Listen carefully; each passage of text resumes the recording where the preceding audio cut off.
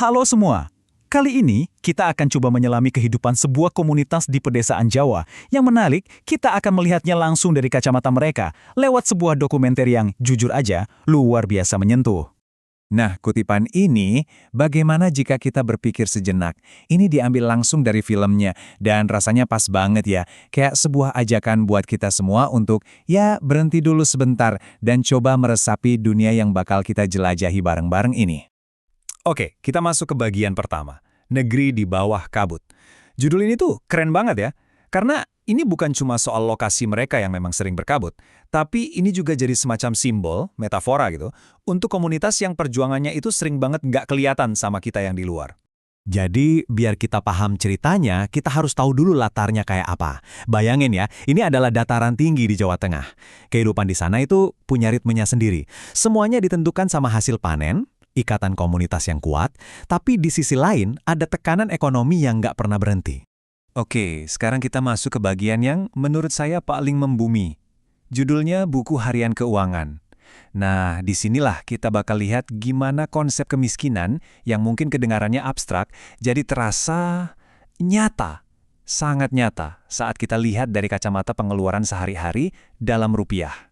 Buat keluarga-keluarga di sana, hidup itu isinya kalkulasi, perhitungan yang terus-terusan, dan jujur itu nggak mudah. Coba deh bayangin beban mentalnya. Setiap keputusan kecil aja itu punya dampak finansial yang besar. Dan inilah inti dari apa yang mau kita bahas sekarang. Nah, lihat angka ini, Rp300.000. Mungkin buat sebagian kita ini bukan jumlah yang besar banget, tapi coba kita lihat dari sudut pandang mereka, angka ini biaya buat seragam sekolah baru. Dan ini jumlah yang sangat signifikan. Ini bisa jadi penentu apakah seorang anak bisa lanjut sekolah atau enggak. Setiap koin itu berharga banget. Dan kutipan ini benar-benar menampar kita. Pemasukan sulit didapat. Kadang kami harus berutang hanya untuk bertahan hidup.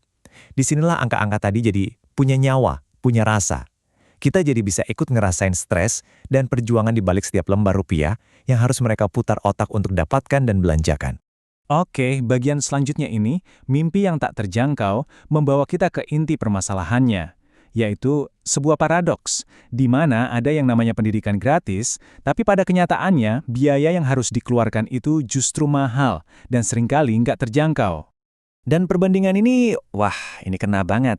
Di satu sisi ada janjinya.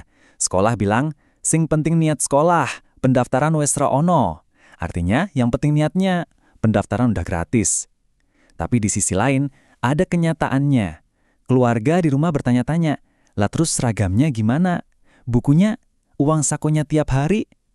Kelihatan banget kan jurang antara janji dan realita di lapangan?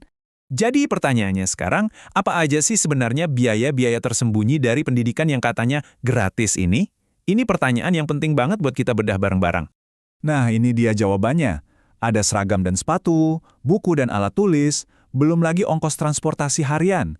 Terus ada uang saku atau sangu, dan kadang ada iuran-iuran buat acara sekolah. Kelihatannya mungkin kecil-kecil ya, tapi kalau semua ini ditotal, wah, ini jadi beban yang berat banget buat keluarga. Dan kutipan dari orang tua ini benar-benar bikin kita mikir, Anda ingin menolak tapi ini untuk pendidikan anak, jadi Anda mencari cara, Anda harus. Wow, di sini kita bisa lihat tekad dan pengorbanan yang luar biasa. Ini bukan lagi soal uang, tapi soal cinta dan harapan orang tua yang gak ada batasnya buat masa depan anak mereka. Oke, setelah kita lihat berbagai macam kesulitan, sekarang kita beralih ke sesuatu yang luar biasa dari komunitas ini. Kita masuk ke bagian mata uang harapan. Kenapa disebut begitu? Karena harapan adalah satu-satunya hal yang gak pernah habis di sana. Ini yang bikin saya salut banget. Walaupun tantangannya segunung, keyakinan mereka akan masa depan yang lebih baik itu gak pernah goyah sama sekali. Dan kuncinya, pendidikan. Bagi mereka, pendidikan itu adalah satu-satunya jalan keluar, tiket emas menuju kehidupan yang lebih baik. Dan keyakinan inilah yang jadi bahan bakar semua pengorbanan mereka. Lalu kita dengar satu kalimat sederhana dari seorang anak. Cita-citaku mau jadi tentara. Sederhana kan? Tapi di balik kalimat itu, kita bisa lihat apa yang dipertaruhkan di sini. Inilah yang diperjuangkan mati-matian oleh para orang tua. Jadi ini bukan lagi sekedar soal biaya pendidikan kan? Ini soal masa depan, soal sebuah mimpi. Dan inilah yang disebut mata uang harapan itu.